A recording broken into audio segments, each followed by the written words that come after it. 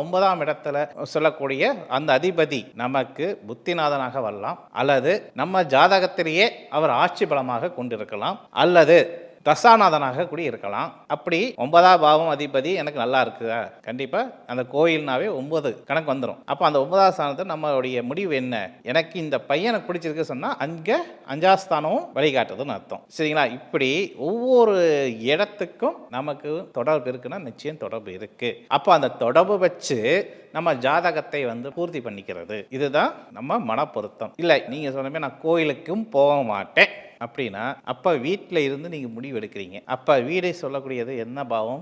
4ஆம் பாவம். அந்த வீட்டில் நீங்கள் எந்த இடத்துலேருந்து முடிவு எடுக்கிறீங்க அப்படின்னா, ஒன்று ஹாலில் இருக்கிற முடிவு எடுக்கிறீங்களா, இல்லை பெட்ரூமில் முடிவு எடுக்கிறீங்களா, இல்லை தூங்கிட்டே முடிவு எடுக்கிறீங்களா, இது நம்ம மேட்ச் பண்ணணும். அப்போது எப்படி சுத்தினாலும் அந்த கிரகத்தோடைய ரீதியும் சரி, ஜாதக அமைப்பு படியும் சரி, இதுதான் நமக்கு எந்த சுத்தினாலும் ஜாதகம் நம்மகிட்ட பேசுமானா கண்டிப்பாக பேசும். ஏன்னா ஜாதகம் என்பது வெறும் கட்டம் அல்ல.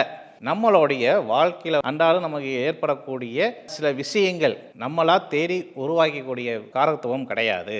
அப்போ எப்போ நம்ம பிறப்பின் முதல் இறப்பும் வரைக்கும் நமக்கு எந்தெந்த காலகட்டத்தில் எந்தெந்த நேரத்தை எது எது அமைச்சு கொடுக்கணுமோ அது இந்த பிரம்மஞ்சம் சொல்லக்கூடிய ஆற்றல் நமக்கு அமைச்சு கொடுக்குமானா நிச்சயம் அமைச்சு கொடுக்கும். அதாவது ஜாதகத்துக்கு மேலே நம்பிக்கை இல்லாதவங்க, பொருத்தம் நட்சத்திரப்படி எனக்கு அதில் இன்ட்ரெஸ்ட் இல்லாத கூடிய சூழ்நிலை இருக்கிற நபர்கள், உங்களுடைய மன ஆற்றல் மூலமாக ஒவ்வொரு இடத்துக்கும் ஒவ்வொரு கிரகங்கள் தன்மை உண்டு என்று சொல்லி வீடியோவை முடிவை வழங்குகிறேன்.